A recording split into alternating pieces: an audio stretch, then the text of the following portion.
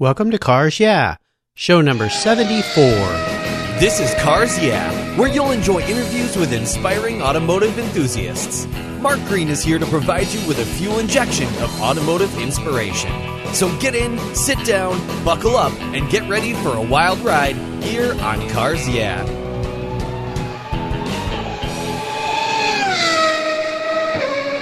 Do you love vintage cars? Then go to carsyeah.com and get a free copy of the fantastic Filler Up book. It's a full-color ebook filled with fuel filler fun, with over 60 color photographs of vintage cars, plus inspirational quotes from some of the most famous automotive enthusiasts of all time. Simply go to carsyeah.com, click on the free book button on the homepage, and download your Filler Up book today.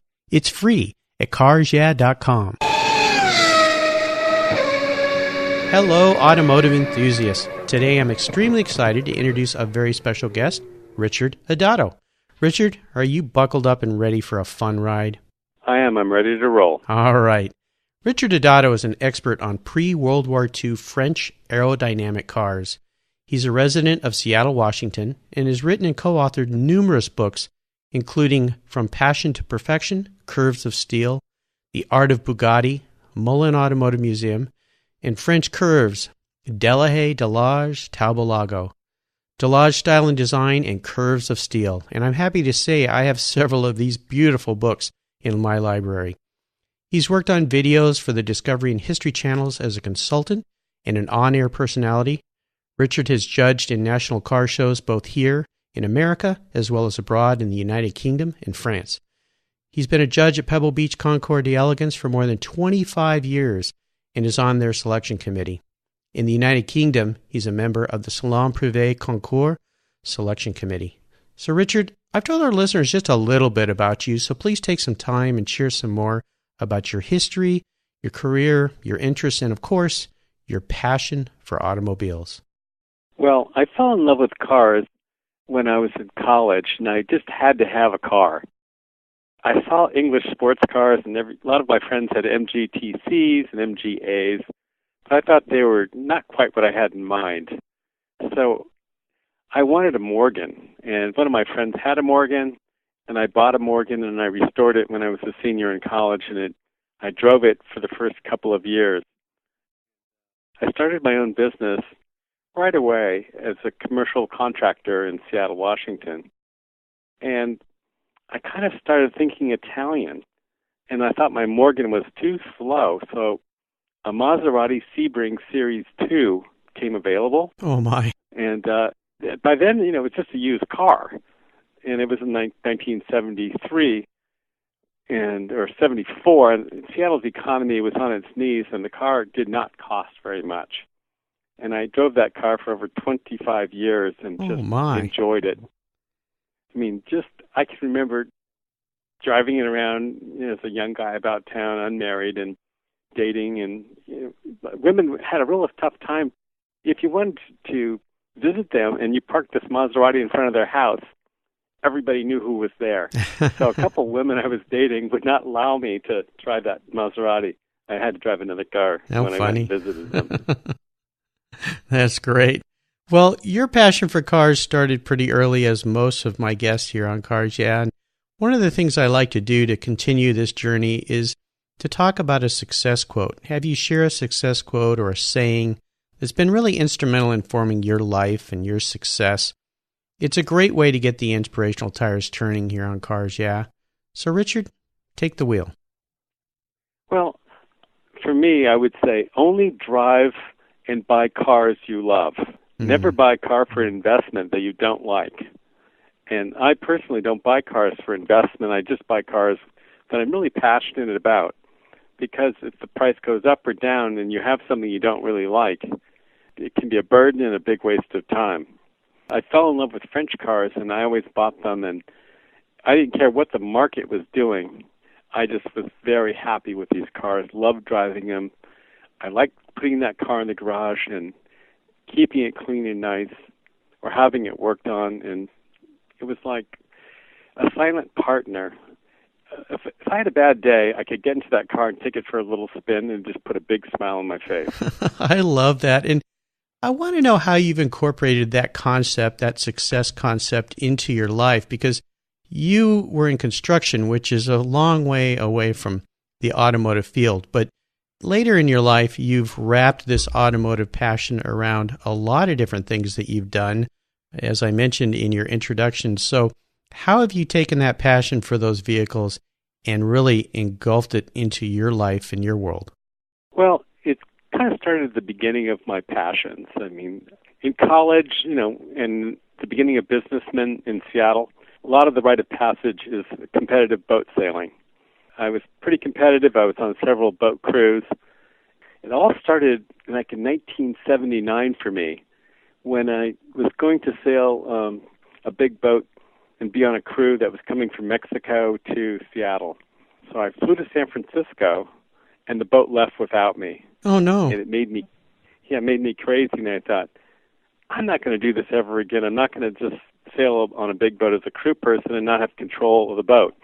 And I can't afford to buy a 61-foot racing boat, so I'm going to buy a vintage race car and race it. So as it would happen, as luck would have it, provenance, whatever, I went to the International Auto Show in San Francisco, which happened to be that weekend. I saw a Delahaye at the show, and I went, wow, I have to have it. And I went up to the guy whose name is Jacques Arguindegui, who was a major French car collector in the Bay Area. And he told me that this Delahaye V12 Vagoni-bodied car was one of a kind, and if I wanted it, I could have it for $250,000. Ooh. And I said, out of my price range. And he said, I know of a Delahaye for sale today that you can probably buy. It was owned by a very wealthy commodities trader. He had just married a woman who was kind of cranky, and she'd bought a brand new BMW and wanted something to be pushed out of the driveway. A Delahaye. Garage. So the guy has a house in the Marina District of San Francisco, and to give you a scale of the house, underneath the house was a 17-car garage. Oh, my goodness. So it was a big home. And he asked me how much I had to spend. I told him I had $8,500 in the bank, and I only believe in buying cars when you can pay cash for them. I don't believe in borrowing money for a car. Yeah, good for you. And that would be advice I would give to everybody. If you can't write a check for it, don't buy it. Yep. Mm-hmm. So his wife smiles, and he started to yell, saying, that's outrageous. And I'm not going to sell you anything for that. It's crazy. And his wife said, honey, you make millions of dollars a year. What's the difference whether he pays you $8,000 or $30,000? Does it really make a difference to anything? Okay, now where does this guy live and what's his wife's name? Because I need to go talk to him. Nope, I can't give you his last name because he's well known. All right. And he's gone through a couple of other wives too, so he's worth less than he used to be. Yeah, okay. He turns to her and says, it makes no difference whether I make $8, $30, or $50. And she goes, okay, which car do you want? And then he went, wait. You can have this Delahaye for $8,000. And I bought it right then and there. Gosh. Oh, what a wonderful story. That's like one of those barn find stories where the guy doesn't know what he has in his barn and lets you just take it off his hands. Wow, what a great story.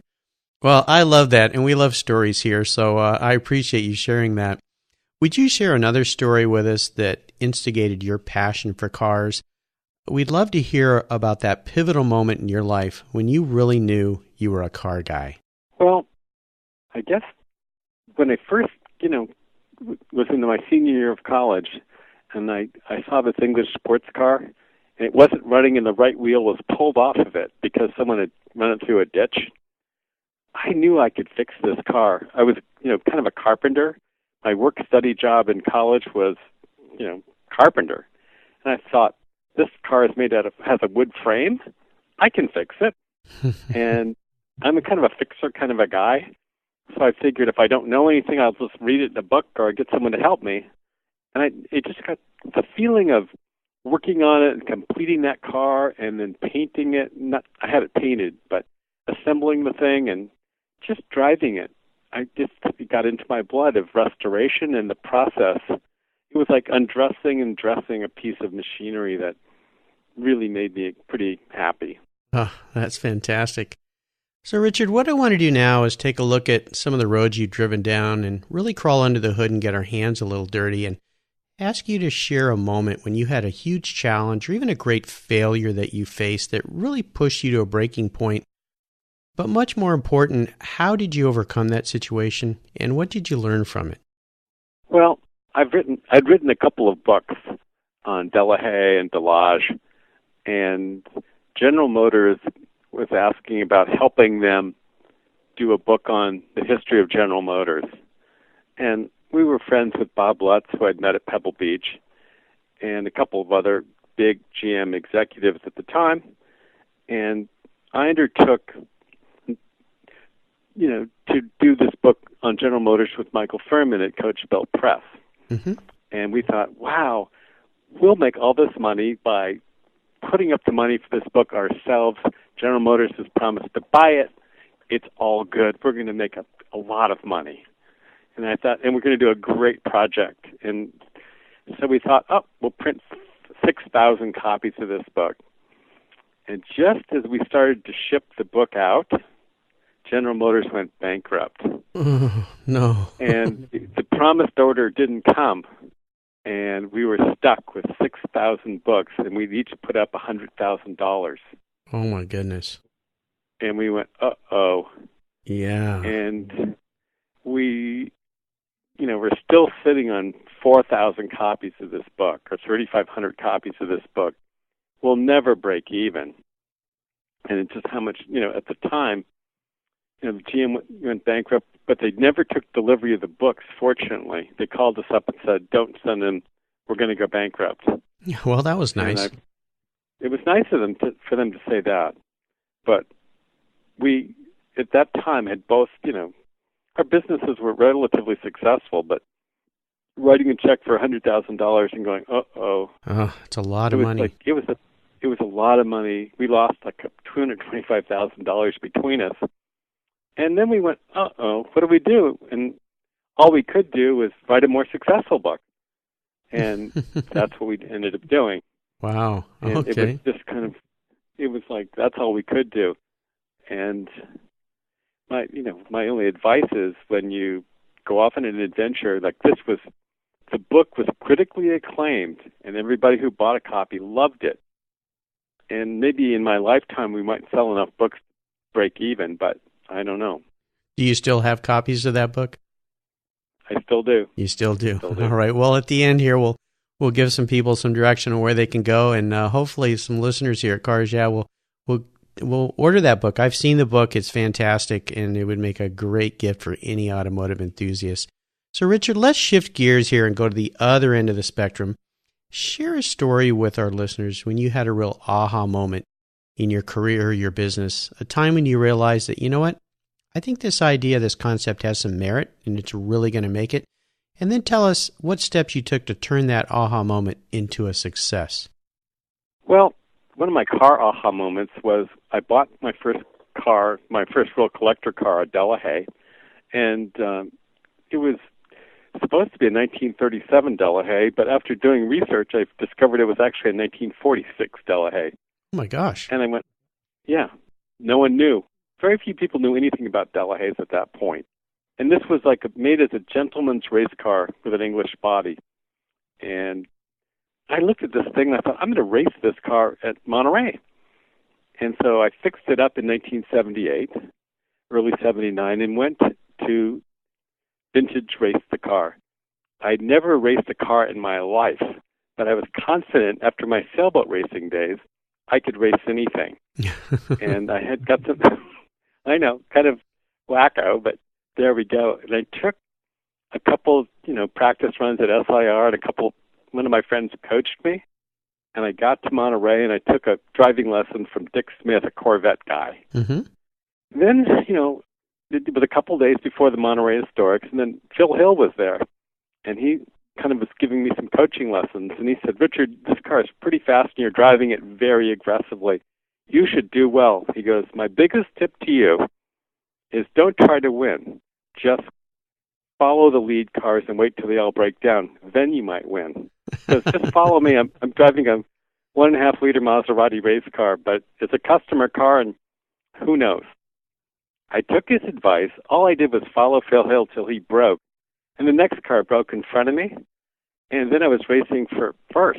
Oh my and gosh! The car in front of me was, a factory-prepared BMW Veritas, and so I tried as hard as I could, but I could not catch the Veritas, and I pretended the car wasn't my own. Like in sailboat racing, when I came up to the mark and we turned, tacked, if somebody was in our way, we'd hit them, as long as we didn't hurt anybody. Yeah. And in racing, I just came up to the turn, drifted right through it, and everyone went, whoa, okay, and they left me alone. Oh my gosh. What a wonderful story. There were 30 cars in that class, and I came in second, and I was totally hooked. Oh, yeah, I would think you would be. And what a great story, too, that you got advice from Phil Hill. Follow me until I break. I couldn't have been any better.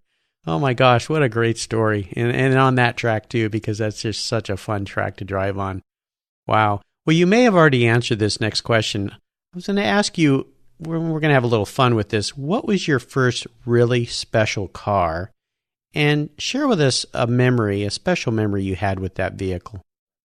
Okay, well, my first real car that I really wanted to own was another Delahaye, and I think it was in 1982. I went to the Scottsdale auction with a friend, another car collector from Seattle, and I saw a Delahaye being offered up. And the auction number wasn't very good for this car. It was like late in the afternoon or night. I think it was at night. And at that point, the Barrett-Jackson auction was not a big deal. And it was cold out there, and this car was just a gorgeous little French car, and I had to have it. But not many people bid on it, and it wasn't making its reserve. And the car got up to $17,500 and stalled, and I was stalled on my bid, fortunately. And I waited kind of breathless. And Brooks Stevens, this car designer who, worked on Studebaker and cornflakes boxes and everything else, owned the car. And he was standing there next to me. He walked up to me and said, wow, can't you bid any more? And I said, no, it's all I can afford. It's all I can write a check for. And he looks at me and he goes, okay, I'll take the reserve off. I was going, whoa. So I bought this car, and then I was totally hooked on Pebble Beach. I'd been there, and I thought, I'll show this car at Pebble Beach. And so I bought the car, shipped it home, and we started working on it. It took us 2 years, and I came in first in class in this car. Oh, wonderful. Congratulations. You're in the right place at the right time. It seems like an awful lot in your life, between being in San Francisco and the show, and then the other car you got there, and then this one. What fantasy. Well, it's not a fantasy. I'd like to encourage everybody to put themselves in the right place at the right times. I mean, part of this is your positive attitude and your ability to be open for what you want. Yep. Great advice. Wonderful advice. That's what I did. And, I went to Pebble Beach with this car. And, it was 1985. Pebble Beach was just being revived in 1972. And I had done all this research on Delahaye, and I really, worked my heart out on learning about all these cars and designers and everything else. And I was going to Paris and buying parts at Retromobile, actually. Ah, okay. And I've been going to Retromobile since the 80s. So, I just had really a lot of confidence about this. Sure. And I went for it.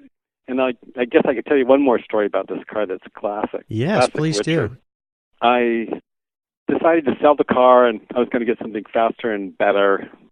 And so Ken Baring called me up, who used to own the Seahawks, and said, I like that car of yours. How much do you want for it? And I paid $17,000, and I put money into it. So I told him $90,000. And he went, oh, no way. And I went, okay. And then I waited. And about a year later, he called me back and said, well, how much do you want? I'll buy that car for $90,000. And I said, oh, no. Now it's $150,000. He just yelled over the telephone and had a courier come over here with a check for $150,000. I saw where you were going with that. Very nice. Very nice. Yeah, he knows an investment when he sees one. I love He that. does. Well, seller's remorse. Is there a vehicle that you've let go, since you just talked about one that you sold to Ken, that you really wish you could have back?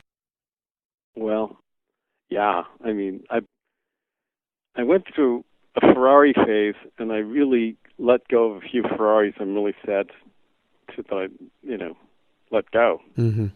I ended up buying another Delahaye, and I could have bought a Tour de France or a Delahaye. And I bought a Delahaye, and I made the offer on the Tour de France. It was accepted, and I didn't buy it. I bought the Delahaye instead. And I went, oh, no. And I bought a bunch of 250 GTEs and went through those, and I never kept one of them. So I regret the Ferraris I owned or didn't buy. Yeah. Well, you know what? At the time, that was the right thing to do. And that's all you can say about that. It's tough to look back. Here's a funny question for you, Richard. If you were a car, what kind of car would you be and why? I think if I was a car, I would want to be like a French Talbot-Lago with a teardrop body. I feel like style and design is in my blood, and that car, to me, is the most stylish car that has ever existed. They are absolutely stunning. I mean, they just look like big jewelry. They're just, and for listeners who have not seen a teardrop style car, you've got to go. You can go to, I believe, like the Mullin Museum website, and you can see pictures of these vehicles. You can go to Michael Furman, who's been a guest on Cars Yeah! Here, and look at some of the cars he's taken pictures of, or go to Richard's site and see pictures in some of the books that he's published. They are exquisite cars. Great choice, my friend. That would be wonderful. So here we are at the last lap. You know what that means since you've been on the racetrack. The white flag is out, and we're nearing the end of our race here. This is where I fire off a series of questions, and you give our listeners some very quick blips of the throttle answers. So are you ready? I'm ready. Okay. What is the best automotive advice you've ever received? Just buy a car that you love. And write a check for it, right? and that you can write a check for. Right. Exactly. Yeah, that is great advice. Would you share one of your personal habits that you believe has contributed to your success? I always research the car I buy. I research the buildings I buy. I think that you need to think about what you do and personally get involved with it. Great advice. When you take other people's advice, it's sometimes secondhand information. You need to be personally involved. Great advice. Spectacular. Do you have a resource that you would share with our listeners that you're really fond of? Maybe it's a website that you go to often? I would say, like, if you're interested in cars, Watkins Glen has a good library. The Detroit Public Library is fabulous. The Ford Museum, great library. And you can pay a small research fee at all those places, and they will help you with your research. Very unique resource you've shared there. I was going to say the National Museum in Reno has a very nice library, and that would be another one for me to recommend in America. Oh, fantastic. Is there a book that you're working on right now that you're really excited about? Yeah, I'm working on a new book on the history of Fagoni and Falaschi, and I'm very excited about that. I hope to have it come out this coming August for Pebble Beach, and it'll be the chronology of the Fagoni Company from 1923 till its end in the 1950s. Oh, sounds fantastic. And I'll remind our listeners that you can find the links and sources for everything that Richard shared with us today at carsyeah.com/Richard Adatto. And his last name is Adatto. Richard, do you have any interesting hobbies outside of your passion for cars? Well, I like wine, and I research wine almost as much as I research cars. I'm passionate about vineyards, and I love going to Walla Walla, and I like going to Napa, and I love going to France and just eating and drinking my way through my vacations. This sounds fantastic. All right, we're up to the checkered flag, Richard, and this last question can be a real doozy. If you could have only one collector car in your garage, and this is something you can't sell to buy a bunch of other cars with, and money's no object, I'm going to buy you whatever you want. What would that one car be and why? I would probably go back to the teardrop Talbot-Lago, 1937 Paris, auto show car. Mm-hmm. To me, it's the highest thinking and styling of design. It's the most balanced car. It was a basic race car that had Grand Prix history with a Fagoni swoopy body on it. The car would go 100 miles an hour, and it looked like it was going down the road, whether it was going 100 or stopped. Mm. The Concours winning ability of that car in the period was unbelievable. It won almost every time it went out there. They made about 14 of these, and the one that I really would like to have is the one in Bill Marriott's garage. Okay. Well, maybe you'll find that perfect timing with Bill when he's ready to let that car go, and you'll be standing there, and it can be yours one day. I sure hope so. The smile will be never ending. I think so. Well, Richard, you've taken us on a great ride today, and I've really enjoyed your stories, and I want to thank you for taking the time to be here with me today and share your journey with our listeners. Could you offer one parting piece of guidance before you drive off into the sunset in that Talbot-Lago? Well, I'd say experience as many different cars as you can. Drive and ride in as many cars as you can. And never be ashamed or afraid to ask a person for a ride. Mm. I don't. I mean, I ask all sorts of people to, drive their cars or ride in them, and I'm very seldomly turned down. The last time I wanted to drive a McLaren, I just asked the guy if I could drive the car, and he said, sure, Richard, and handed me the keys, and I'd off into the sunset in the McLaren F1. And, it was a fast car. It was pouring rain when this happened. And he said, it's a car. It gets wet. Don't worry about it. Just drive. Oh. And the idea is, take that moment, turn off the radio, turn off your cell phone, and just experience the power, the balance, and the feeling that the wheel gives you. Listen to the sound of that exhaust and relax into it. Well, that's wonderful advice, and I took that advice. I did that once long ago. I was at the Cavallino Classic and told a guy, I've always loved the 250 short wheelbase Ferrari, and he did the same thing. I couldn't believe it. He tossed me the keys and said, let's go for a ride. And, oh my goodness, that was a spectacular. So, yep, sometimes if you just ask, you will get what you want. If I'd known that in high school, I'd had a lot more dates. I believe that you should ask for what you want to. And you make your own luck and your own, growth. And the only way to do it is by asking for what you want. And it's like what I did today, Richard. I reached out to you and asked you to be a guest on Cars Yeah, and you said yes, and I'm extremely grateful for it. Could you let our listeners know what's the best way for them to learn more about Richard Adatto and what you're doing with your books? Perhaps share your website, and then we'll say goodbye. Okay, well, I have a website, adattoauto.com, adattoauto.com. You can see some reviews of books and some pictures I've got up there. Or you can go to coachbuiltpress.com, Michael Furman's site, where all my books are up there. And as I mentioned, we had Michael on the show last week, and we'll make sure that we post a link to the website for Adatto Auto. I love saying that, Adatto Auto. And that way our listeners can find you and find your books. And I would encourage you to go there. And if you have a friend or family member who's an automotive enthusiast, these make wonderful lifetime gifts that people will have on their coffee table in their library forever and ever because they're just absolutely spectacular. Thank you, Richard, for being so generous with your time today and your expertise and sharing some wonderful stories with me and the listeners.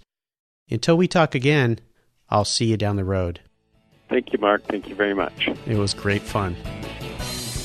Thank you so much for joining us on today's ride here at Cars Yeah.